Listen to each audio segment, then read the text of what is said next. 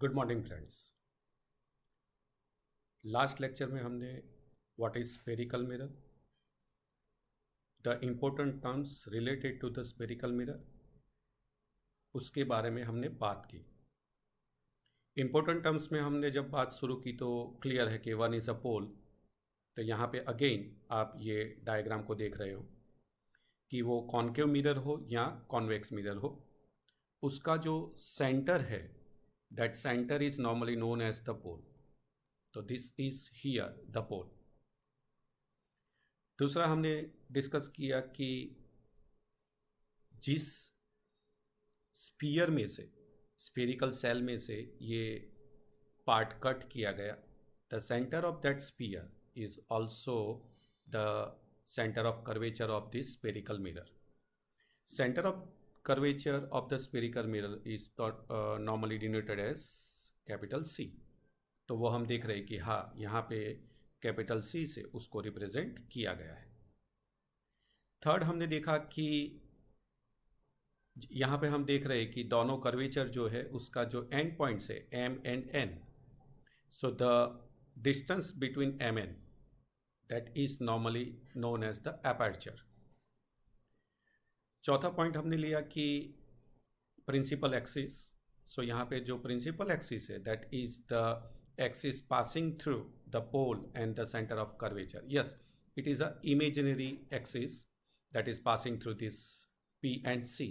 सो normally हम यहाँ अगर ये लाइन को ड्रॉ करें then this line is known as the principal axis. और लास्ट हमने काउंट किया था कि focus. So whenever the parallel rays are normally incident on the spherical mirror, they are normally converge at one point। यहाँ पे हम देख रहे हैं कि यहाँ पे सारे रेज एक साथ मीट हो रहे हैं, और या फिर डाइवर्स। यहाँ पे हम देख रहे हैं कि from F may B they are diverging, so they actual meet और अपीयर टू मीट। वो जो पॉइंट है that point is known as the focus. उसको यहाँ पे हमने देखा कि कैपिटल एफ से रिप्रेजेंट किया गया है। Now the distance between P and C that is known as the radius of curvature, and distance between P and F that is known as the focal length। सो इतनी जो terms है उसको पहले हमें याद रखना है।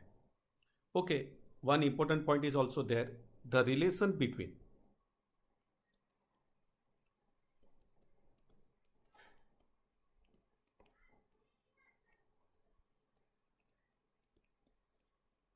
रेडियस ऑफ कर्वेचर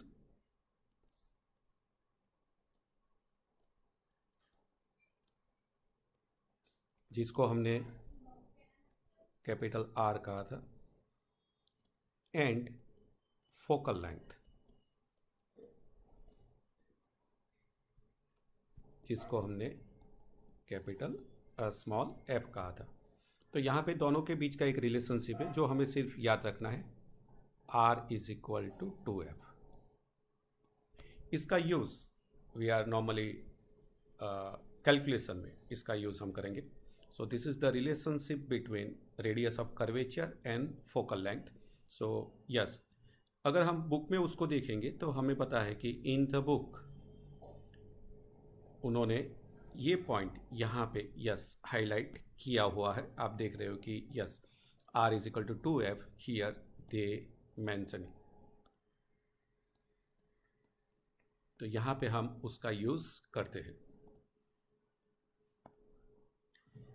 अब हमें स्टडी करना है image formation by spherical mirror. जैसे हमें पता है कि प्लेन मिरर के सामने यस हमारी एक इमेज जनरेट होती है।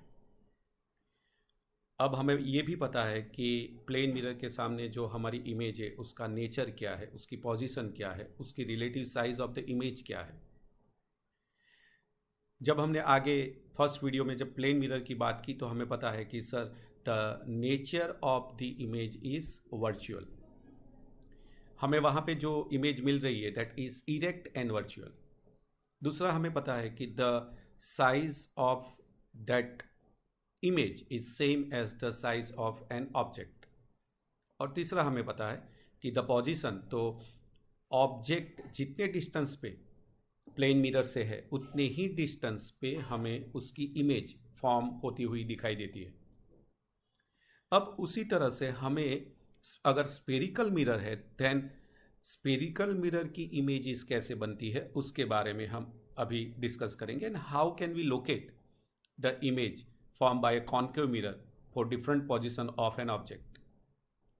दूसरा हम देखेंगे कि दिस इमेजेस आर रियल और वर्चुअल। तीसरा हम देखेंगे कि the size of the image means may be they are enlarge, may be they are diminished, और may be they have the same size of the object. यहाँ पे हम उसको स्टडी करेंगे। अगर आपके घर में अगर स्पून है तो स्पून से आप यस इमेज फॉर्मेशन को रिप्रेजेंट कर सकते हो। स्पून का फ्रंट या बैक जो स्फेरिकल शेप है उसको आप अपने फेस के सामने रख के आप इमेज फॉर्मेशन अंदर देख सकते हो।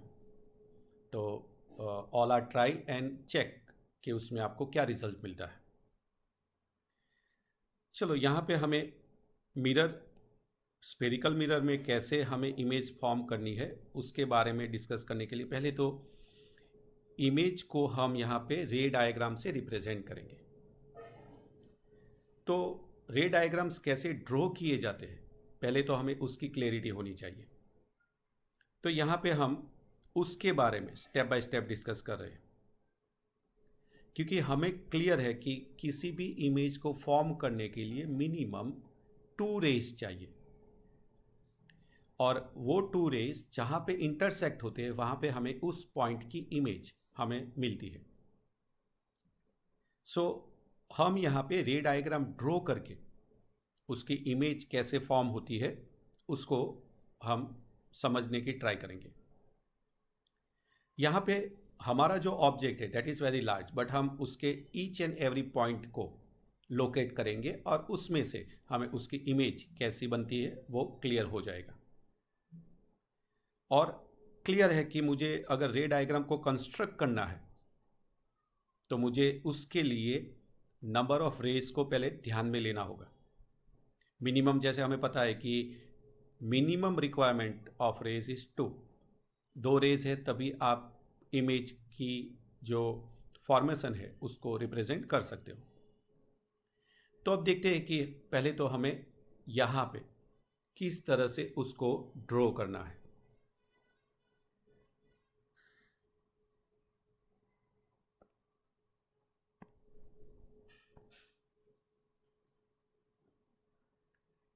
जो हमारा फर्स्ट पार्ट है जिसमें हम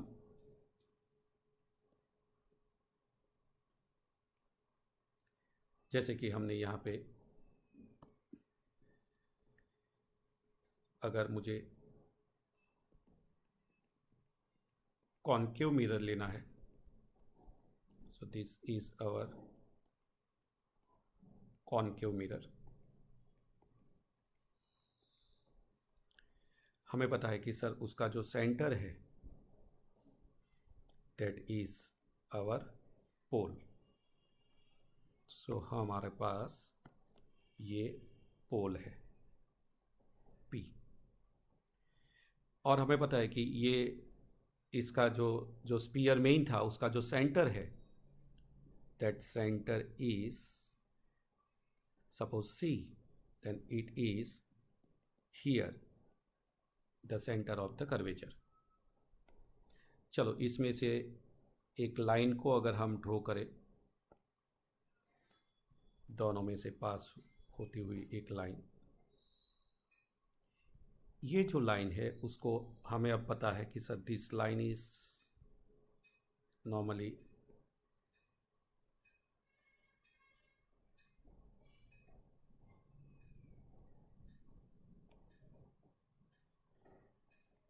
ये जो यहाँ पे हमें लाइन मिलेगी दैट इज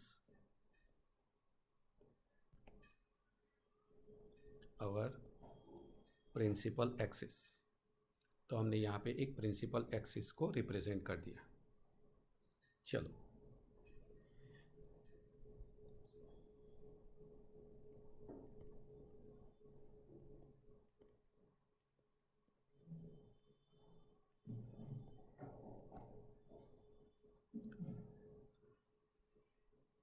अब हमें पता है कि सर ये जो डिस्टेंस है फ्रॉम सी टू पी,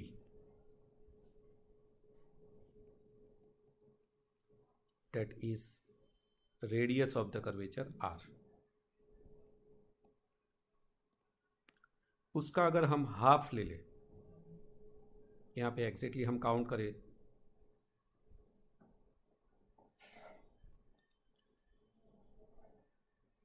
तो यहाँ पे हमें मिलेगा, so this is our focus,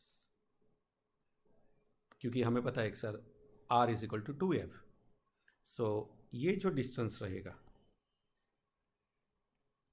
that is focal length small f. अब rule number 1,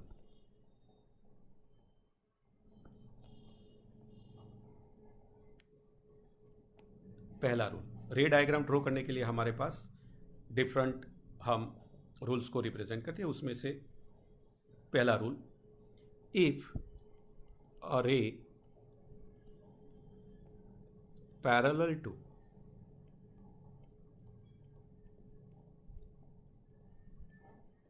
the principal axis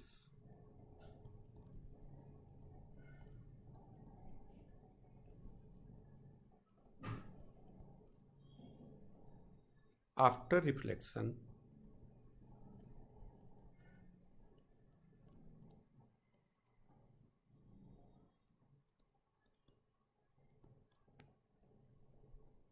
will pass through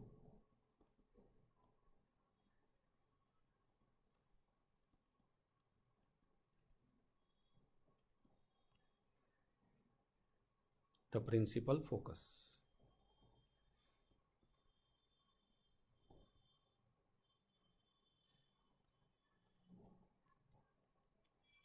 This is first rule.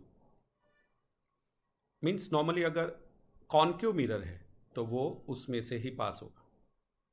अगर हमें पता है कि इफ कॉन्वेक्स मिरर, तो हमें पता है कि एग्जैक्टली वो वहाँ से पास नहीं होगा, बट यस हमें उसको वहाँ से पास करना पड़ेगा। कैसे, तो वो हम ड्राइंग में देखते हैं।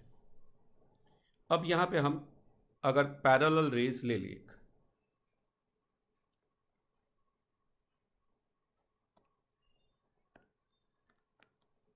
suppose this is our parallel rays, this is normally our incident ray, then this ray is passing through F,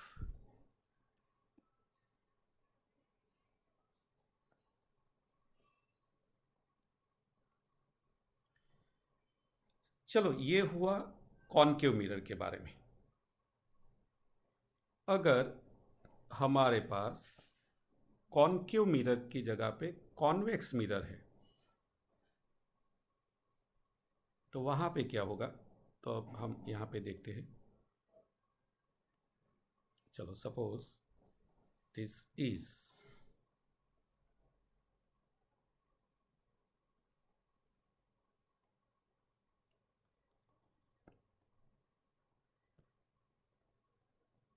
suppose this is our pole P। हमें पता है कि यहाँ पे हमने सिल्वरिंग किया होगा, this is our silvered part. Suppose it is our C,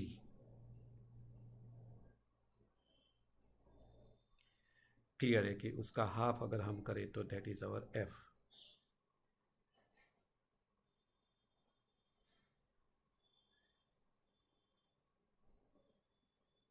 and this is our F।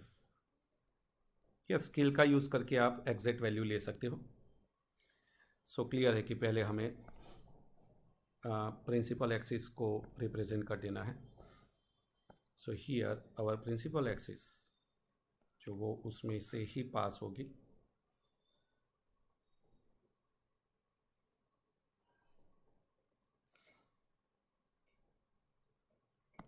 तो ये हो गई हमारी प्रिंसिपल एक्सिस। अब हमें पता है कि पैरेलल रेज, यहाँ पे रिफ्लेक्टिंग जो सरफेस होगी वहीं पे पैरेलल रेज आएगा, सो मान लो कि पैरेलल रेस यहां पे आता है,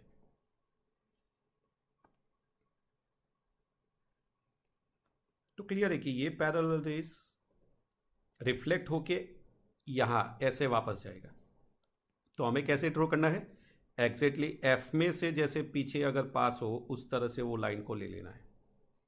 तो यहाँ पे हम देख रहे हैं कि हाँ सर, उसी तरह से ये एक्चुअल हमारा रेस जा रहा है, बट पीछे अगर हम उसको डॉटेड से एक्सटेंड करें तो वो कहाँ से पास होगा, एफ में से। तो ये आपका इंसिडेंट रे हुआ, तो ये आपका रिफ्लेक्टेड रे हुआ। बट हम कह सकते हैं कि sir that is appear to diverge from the principal focus in the case of convex mirror। तो चलो आप सबको क्लियर आइडिया आ गया कि कैसे ये फर्स्ट रूल को हाईलाइट किया जाता है। सो फर्स्ट रूल रिमेंबर, अब इसके ऑपोजिट भी है, ये आपका पहला रूल है जिसको आपको क्लियर हाँ समझ लेना है। चलो इसको कंप्लीटली ड्रॉ कर दो क्लियर इसी तरह से जैसे मैंने ड्रॉ किया है।